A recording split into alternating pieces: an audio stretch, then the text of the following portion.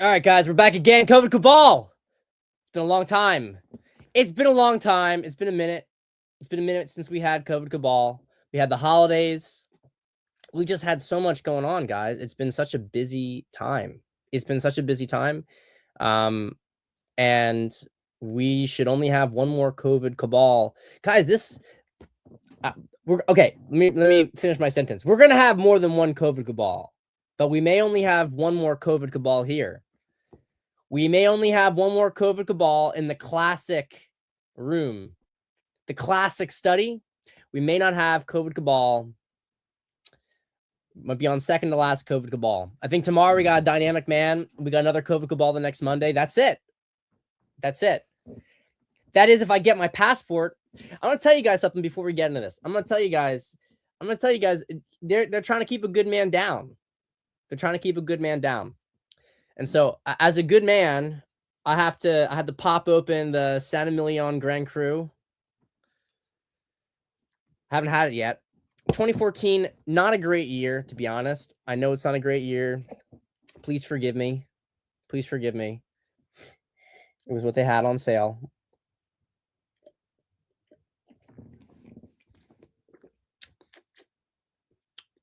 It's pretty good. It's pretty good. I think it's a little cold, to be honest. I think it could open up more. I'm not it needs to open up a little bit more. Guys, why am I drinking this? It's not because it's celebration, okay? I don't have champagne. When I say they're trying to keep a good man down, what I'm saying is that they're not giving me my fucking passport. They're not giving me my fucking passport. And this is what it's like. I'm just going to tell you guys, this is what it's like being a J6er. And I'm a fortunate man. I got a positive attitude towards life, you know what I mean? Like I'm not, it is what it is. Everything will get sorted out. I'm certainly more fortunate than many people in my company. But they're not giving me my fucking passport. They're pretending expedited passport like a month and a half ago. They're pretending they didn't have it. It's U.S. State Department. Now, it's not Trump. This is some bureaucrat up in New Hampshire, I think. Inevitably some shitlib who found out that I was a J6er and is not processing it just to be petty. So I got to work my ass off. I got a good people on it from multiple different angles. So we're going to get it sorted out. But guys, I'm 8 days from my flight. It's stressful. You know what I mean? It's stressful. At the end of the day, though, this is all they got. Like I just want to tell you guys, like from a mindset perspective, this is stressful. It's frustrating. But man, would I be happy to have this problem a year ago? And yeah, a year ago even, because remember a year ago, I was going to DC for my resentencing on the 19th. So everything is perspective. And oh man, my neck hurts. Oh man, I didn't have a chance to move around enough today. Everything's perspective, guys. But they're still at it. They're gonna try to make life miserable for you however they can. And that's the way it is. I'm gonna tell you something, Fox. I am not claiming refugee status in the EU. And I gotta be honest, guys. Like I'm a little we're gonna get into this in the show. Like I'm a little apprehensive. I mean, it's Poland. Like I love Poland. I got no beef with Poland, fundamentally. I'm not big on the prime minister, obviously. Donald Tusk is EU. I mean, he literally was head of the EU Commission, right? But the president of Poland, Nawrocki, is very aligned with Trump. The president can block legislation. He can't create legislation, but he's in charge of the armed forces. He blocks legislation. It's a significant. I think Poland is, if Nawrocki had not won the Polish election, I would start to be worried. But Nawrocki having the presidency acts as like a check to them in Poland, including the fact that the population themselves is they have a tenuous sort of standing with the population. You know, they don't have time to boil Poland, you know, the frog properly. They don't have that kind of time. So Poland is kind of like, I feel like Poland is kind of like a neutral mark on the board right now. But you have Hungary, you have Slovakia, you have the Czech Republic. They are all, you have Italy. Okay. You have a lot of Southern and Eastern Europe are basically up against the EU more and more. And this is what you can start to see happening now, right? You see Orban himself like saying that we need to dissolve the EU. Let me see if I can bring this up here. Is this it? The Czech government announces an immediate showdown with Brussels over the migration pact, Ukraine funding, because the EU is trying to push these massive new measures for migration where you have to pay all this money if you're not going to accept migrants. Or you have to, you know, it's like massive, massive fines. So we're kind of in this like situation now where you can see everything coming together. You have this war is going to kick off, guys. This war is about to kick off. Like I don't think people like fully appreciate it. This war is about to kick off. And the war was not Russia versus the United States. The war is Russia. The war is the United States and Russia versus the EU and the Commonwealth. That's what's going on right now. That's the fight. That's why Rubio is not in. The U.S. is not at the NATO summit. The U.S. foreign policy paper they put on, and man, I don't know why I didn't bookmark this, but what they essentially said is that within 20 years, Europe risks civilizational erasure. It will cease to be a European country which will not have Western values and cannot be depended upon. It points out the fact that the EU's GDP is basically declining, not growing, falling behind the world. And you can see this on the charts. It's crazy. Since 2008, US and EU were like on pace. After that, it's amazing. These areas, they've all completely slowed down. And so this is what we're really dealing with right now. We're dealing with these countries. Oh man, I'm so fucked up, man. Back is so fucked up. I apologize. Ugh. It's a shitty chair, to be honest. I can't wait to get out of this fucking study. We are literally in like everything that we've been talking about all this time, all these years, it's coming to pass. It's coming to pass now. Let me show you something about the EU right here. This to me was so interesting because they always do this kind of symbology. The statue is in front of EU headquarters. It's based on Greek mythology where a woman named Europa is kidnapped and raped by a foreign god. This is the EU symbol, the rape of Europe. The rape of Europe. That's where we're at right now. That's what's happening. So I have to be honest, like even though I feel pretty safe in Poland, I'm less concerned about some caliber missile blowing up Lublin, although it is on the eastern border. I'm more concerned with the European Union going after me for free speech, was the last fucking thing I want. I'm so done with people messing with my speech. I'm so done with it. But this is our situation. You know, things are coming to a head. Europe is now being overtly hostile to the United States and to X. They're fining X because X will not censor free speech. And the result, of course, has been that more people than ever are actually joining X.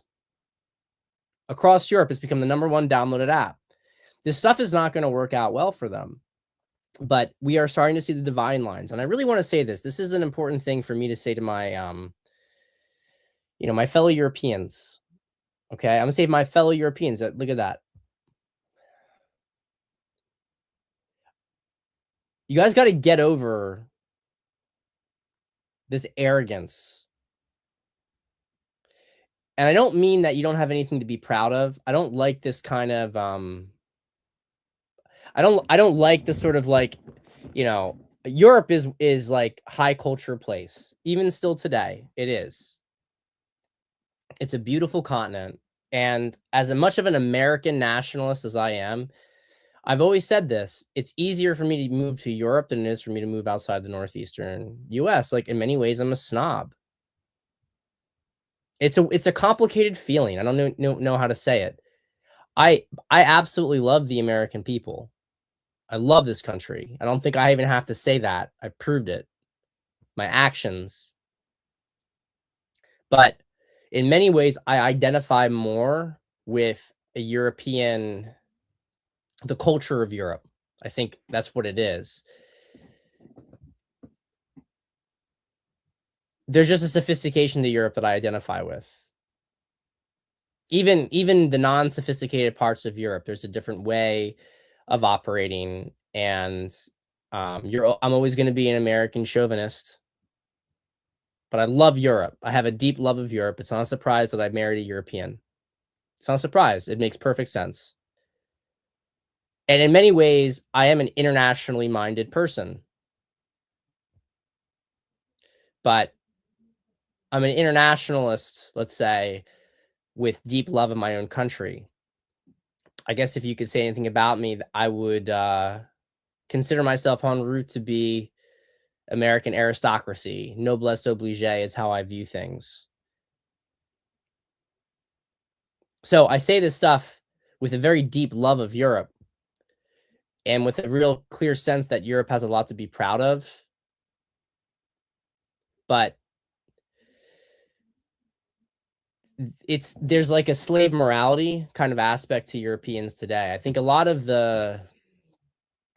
even people on the right, they're condescending towards the average American. And, what we should really be doing, whether you're an American, whether you're in the Commonwealth, whether you're in Europe, what you should be doing is you should be looking at everybody else, other countries, and you could say, what are they doing right? What are they doing wrong? There should be this respect. Should be this appreciation, the sense that we're all in it together. We're different, but we're all in it together. And unfortunately, a lot of Europeans, the European left, like they've got their heads so far up their fucking ass, it's impossible for them to even breathe. They are the stupidest fucking people on the planet. Truly, truly the stupidest. Even like the American left has more going for them than the European left. The European left are truly the most pathetic people, totally fucking retarded. But I'm not concerned with them. You know what I mean? I might as well just, go to some facility for disabled adults and, try to talk to them about how to run a country. But the European right has this snootiness, and they really need to and it's a victim snootiness. Like it is like a slave morality when it comes to the United States. And they got to get over it. They got to get over it. You guys are run. We're not controlling you. Your elites were controlling us. And I'll accept a compromise if you say that they're all globalist elites. I'll accept that compromise. But they didn't come from America. They came from Europe. They might be generations old in America at this point, but they didn't come from America. They came from Britain, and they came from continental Europe, Western Europe. And they have taken over your countries, and they hate you, and we're not your enemy, and you should need to drop a lot of this ego around stuff. You gotta drop the ego. We gotta work together here. We gotta work together. Europe's not going to make it out without America, and they're not going to make it, even if they get saved from this whole thing, they're not going to be able to build a future if they can't get over this attitude. I'm going to tell you the big problem with Europe right now. The big problem with Europe right now is that it has no vision of the future. You can say what you want about America, but America, for most of the last century, it's been like a very small blip, but Elon and Trump are bringing it back. Oh man, my fucking back. Speaking of bringing it back, we, them, they, pronouns, we see a future that we want to build to, right? And, you know, there's conversations about what kind of future we want to build, fair enough.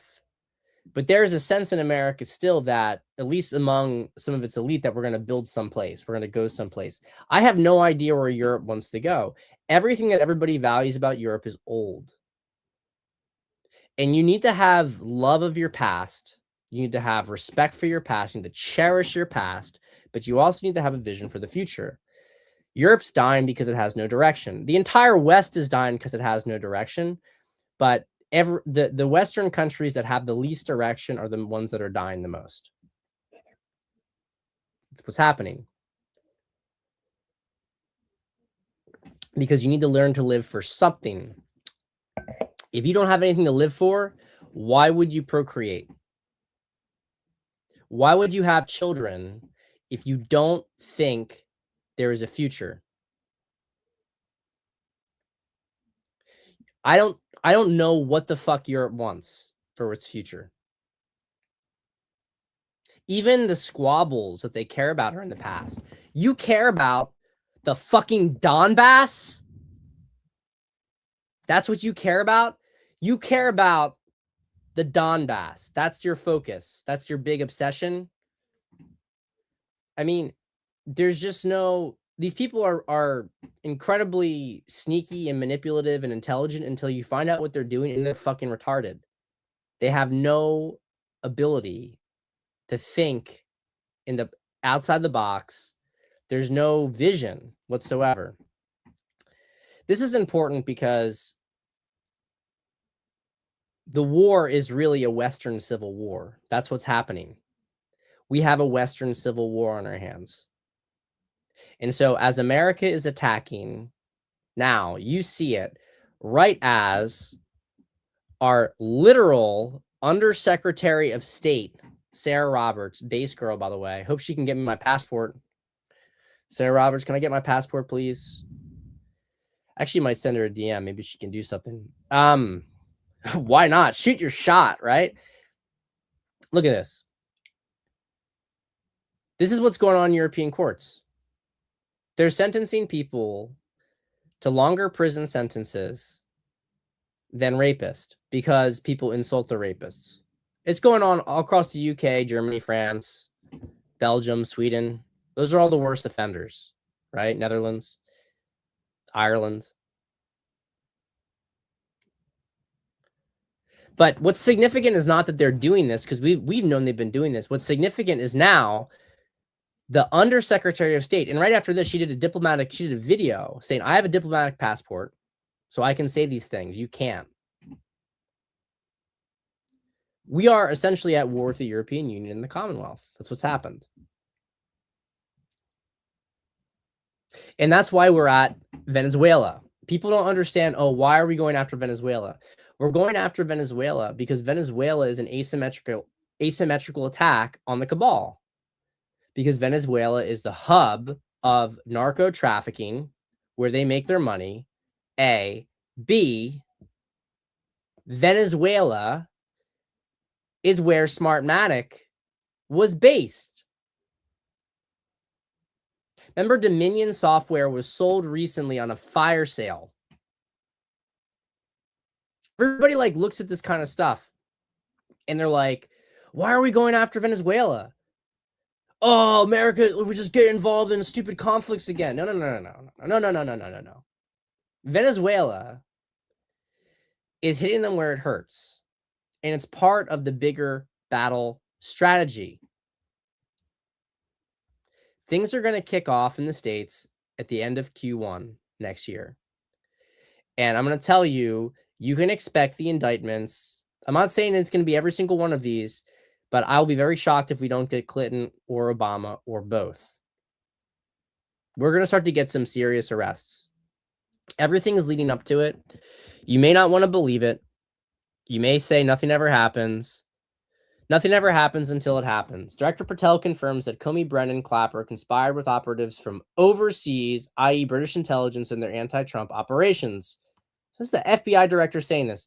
Previously, I gave evidence to Durham investigation that Christopher Steele, whose boss is Richard Dearlove, former head of British MI6, Dearlove's friend and business partner, Stephen Halper, CIA, MI6, chief FBI informer on Crossfire Hurricane, Christopher Andrews, my former professor at Cambridge, who recently confessed to be an officer at British MI5, all conspired to help Comey, McCabe, Clapper, Brennan, McLaughlin, and company in their anti-Trump operations. Also involved Regina Haspel, head of CIA London desk, and Alan Kohler, FBI representative in London. Okay? This is the stuff that's coming out. Oh, nothing's happened yet. Nothing's ever happens. What do you like? It takes like 10 months to impanel a grand jury of this scale. You get a grand jury. I sat in grand jury. All right, I'm going to tell you guys something. Can I tell you guys something for a second? Okay. So when you're on a grand jury, I was on a grand jury for a month. Okay. I was on a grand jury for a month in New York City.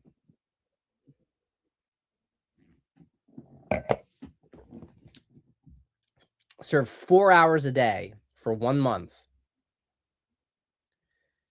Most of the cases you get, and this is obviously a city grand jury, but very similar with the federal grand jury. Most of the cases you get random little one-off things. We had one case, some plastic surgeon, some guy, didn't have a proper license, fucking up people, 20% of women getting like, it's the kind of, I don't remember the details, like kind of like, cement in your butt cheeks kind of thing, trying to get a Brazilian ass lift. You get like, some disfiguring, fucking disgusting thing. He doesn't have a license. Okay. Point is that case alone, we were coming back over half of that entire grand jury, like three of the 4 weeks of that grand jury, I'm pretty sure. That case was like half the time. We'd have more witnesses, more things coming out. Okay, so here's the perspective here. Some like crank doctor doing bad plastic surgery. It took almost a month of almost everyday stuff coming in for us to be able to indict him. For the government to finish presenting their evidence. Okay, think about that for a second. So you're saying when it comes to seditious conspiracy, all this stuff, all the details, all the complexity with the stolen 2020 election, with all the fuckery with Russiagate, everything, you're saying that should just be done automatically? You have to go through the legal process. Now, don't get me wrong. I don't expect the legal process to work. This is where I have very few disagreements with Tom Luongo. I will say again, Tom Luongo is probably I think he's probably the greatest geopolitical thinker today. I really think he is. I think that there is nobody out there who is honest, who understands the financial markets and and also understands the geopolitics and connect, has the character and the competency in the 2 core areas to connect it all. I got 2 out of 3. I don't have the financial market competency. And honestly, I don't have, at this point in time, I don't even have the scale of information that he has. That's a thing that grows exponentially as you are spending all your time looking at this stuff. I mean, I don't have the time to spend all day reading article after article after article. But what I'll say is this. I'm like 95% with Luongo on things. Everything he says makes sense, and he's taking a victory lap right now because literally everything he's predicted is coming true. You can see it. What I want to say though, here's something that I disagree with him on. Here's the thing I disagree with him on. I disagree with him on Q, because every single thing that he's saying, he'll say Q's a fucking psyop. It is a psyop. We all understand that it's a. I mean, you should understand it's a psyop. You should absolutely understand it's a military intelligence operation. But how are you supposed to think it's a negative military intelligence operation at this point in time? Because everything it's saying is also coming to pass. It's dovetailing with everything that Luongo's saying. And what I want to emphasize here is this.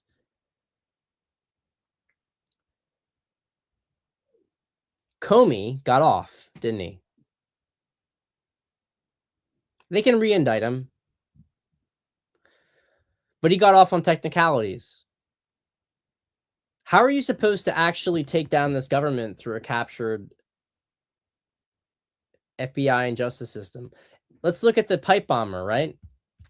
Let's look at some of the pipe bomber stuff. I mean, let me see if I can bring some of this stuff up. Trump is not particularly I want to get this up here.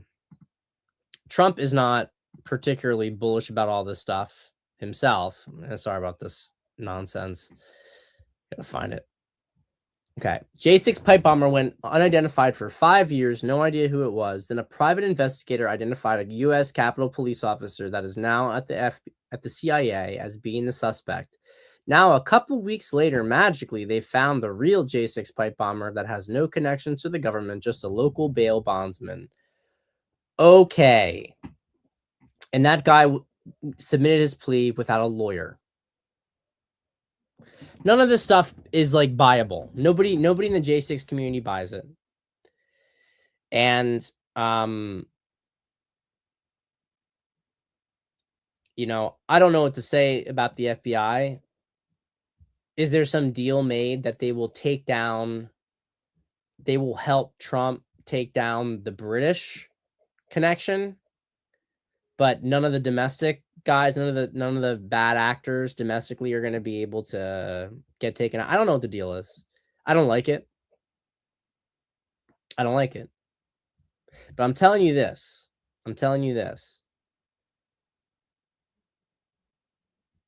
I don't think we're ever going to get full justice through the justice system.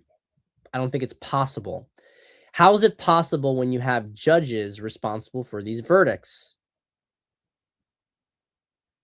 You have either DC juries in compromised locations, or you have very, very sympathetic judges who are involved in the conspiracy. The only way to deal with this is going to be the military. I think, and it's going to be the military, not only because of these reasons,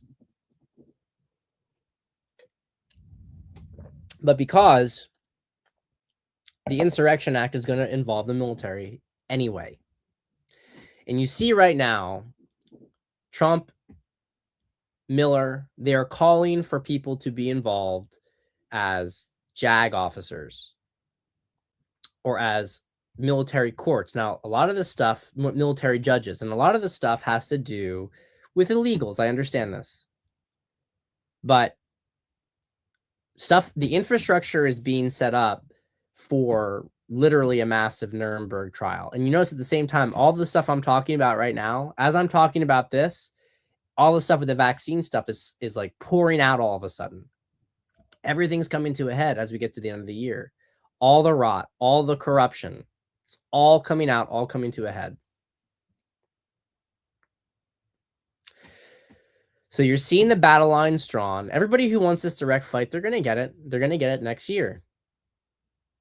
The stars say. Stars are aligning. It's going to happen next year. And Trump is in a better position to be too cautious than he is to be too reckless. Because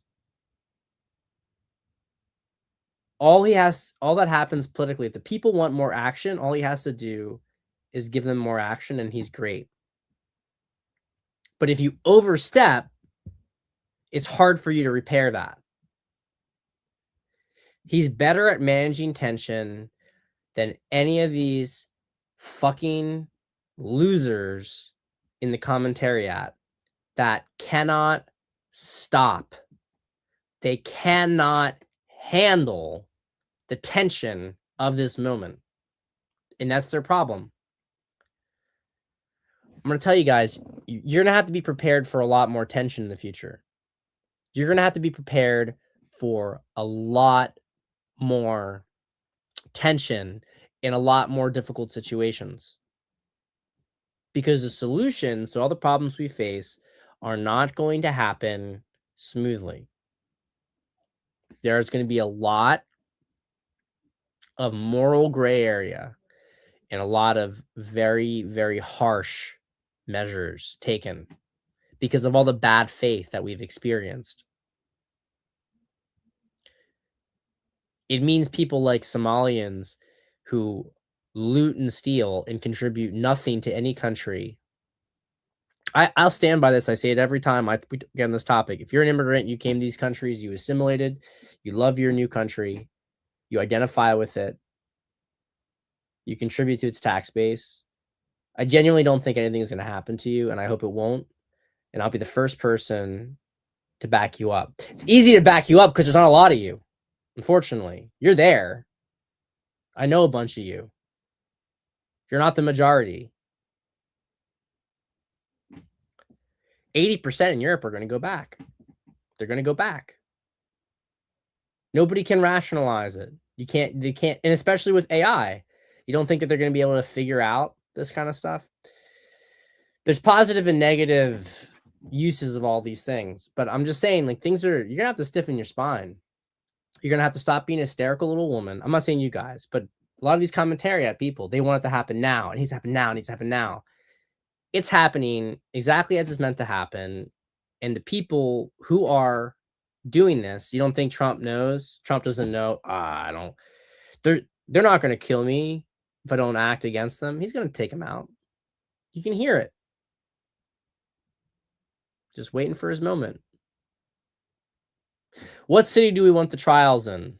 Let's answer some questions here. Honestly, ooh, that's a good one. It should be in the eastern US. I think it should be in the DC area. Not DC itself, but it should be in the DC area. I mean, like the Bethesda trials. Reminds me of the boomers longing about the good old days and grumbling that anything at all has changed, and the kids these days, no future women, just wants the past. Well, the boomers didn't even want to preserve the past. The boomers don't even understand what they did. I mean, truly, I'm a dating relationship coach, but I'm not doing COVID Cabal. I'm a dating relationship coach. I've been recently reading Nancy Friday's famous book about female sexual fantasies. And what's actually more interesting to me than the female sexual fantasies is the attitude of the people at the time and how you could see they had this like really functioning society and everybody wanted to get out of it. That's what's really interesting. And I don't want to like generalize the handful of degenerate women who sent their fantasies into this random woman. But I do think that there's, and I know that propaganda caused this whole stuff to actually happen. It was a psyop, but I think that there was something that started to happen where you can see like things were just so stable that people wanted to have their freedom to do whatever they wanted.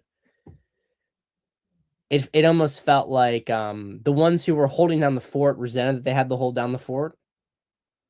And the ones who had their opportunity to be libertine, they kind of felt like they had their cake and eat it too. That was the boomer generation. Have your cake and eat it too. But everything that they ate, they built this like fire of lust and greed. And they just basically tore out the foundation of everything that they were on and burned it. They stopped trying to find new wood. They stopped trying to move forward. So, I mean, it's kind of it. You know what I mean? That's kind of it. So things are going to heat up. by the end, I don't know if we're going to see a direct declaration of war, so to speak, but Trump administration clearly views the government, the EU, and the governments in Western Europe as being enemies of Western civilization, and they are. So where's that going to lead? Where's that going to go? What are they going to do? How are they going to get NATO into a war when Trump won't even attend the NATO summit? It's going to truly interesting times, guys. Let's see what happens in the next week. But I love you all. It's gonna be a wild ride. Things are gonna get crazy. They're gonna get crazy. Don't expect craziness, and expect to get through it, because you're gonna get through it. That's our attitude. We have a lot of work to do. This is our time. Our reason to be here. Most of you guys watching this stream, our era is the next 20 years. The last 10 years have been preparation for the next 20. This is our little zone. We're the bridge. Latter half of the 2040s is a different age. We can't even see it. We can't even perceive it. But our issue right now is to preserve the society, preserve civilization best we can. It's going to be a lot of work. I hope you're ready for it. I certainly am. And I will see you on the next COVID Cabal. It is absolutely the first war. This is a war that's worth fighting for.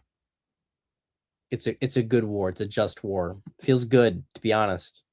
Love y'all. I'll see you tomorrow for Dynamic Man, all right? We got a good show tomorrow. Take care, guys.